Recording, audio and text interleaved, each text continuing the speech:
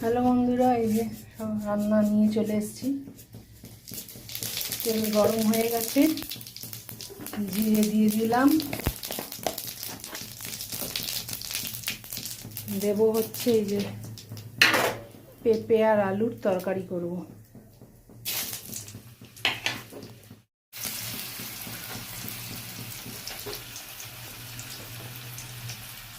পেঁপে আলুগুলো দিয়ে দিই, তারপরে দেখাচ্ছি।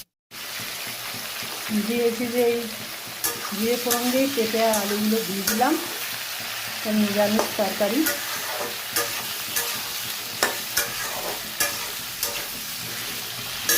দেব হচ্ছে নুন, 1 চামচ নুন দিলাম, 1 চামচ হলুদ দিয়ে দিলাম, একটু ভাজাভাজি করে নিই, তারপরে মশলা দেবো। এর মধ্যে আর একটা জিনিস অ্যাড করবো বন্ধুরা,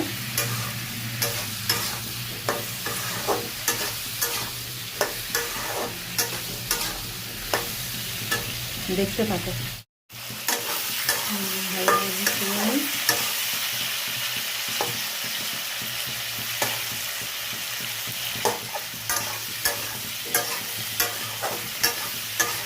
ভাজাভাজি হোক।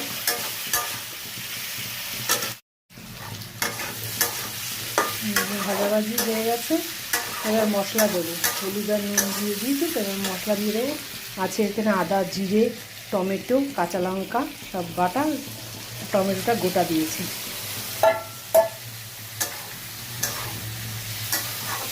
এবার একটুখানি কষিয়ে নিই মশলাটা দিয়ে, পেঁপে আর আলুটা। আর দেবো হচ্ছে ছোলা।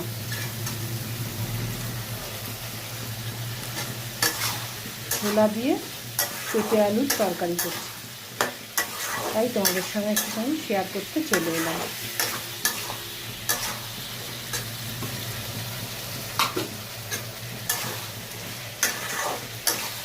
পেঁপে আর আলুটা সেদ্ধ হয়ে গেলে তারপরে মিষ্টি দিয়ে দেবো, তাহলেই হয়ে যাবে নিরামিষ পেঁপে আলু ছোলার তরকারি। একটু আর একটু কষুক, তারপরে জল দেবো।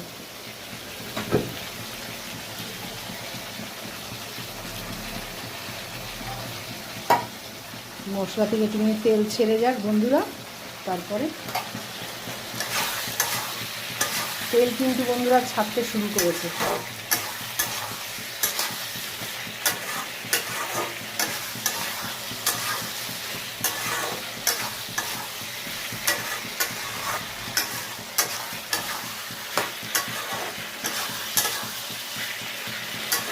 এরমভাবে পেঁপে আলুর তরকারি খেয়ে দেখো, সত্যি ভালো লাগবে।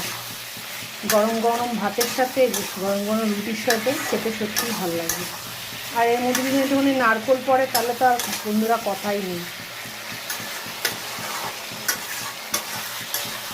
আবার ইলিশ মাছের মাথা দিয়েও পেঁপের তরকারি হয়, দারুণ টেস্ট হয়।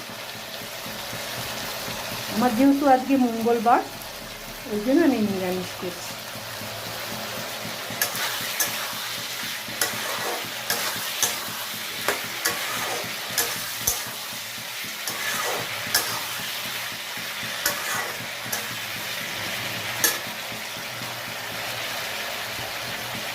তরকারিটা কষবে, তেল ছেড়ে গেছে, এবার জল দিয়ে দেবো।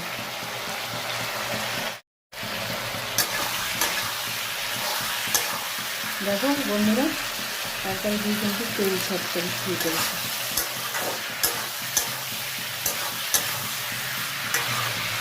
এবার আমি জলটা দিয়ে দেবো। মিষ্টিটা পরে দেবো, মিষ্টিটা দেওয়া হয়নি, মিষ্টিটা আমি একটু পরে দেবো।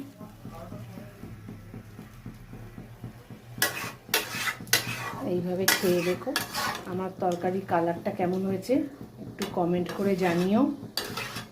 সাবস্ক্রাইব করো, পাশে থেকো। টাটা।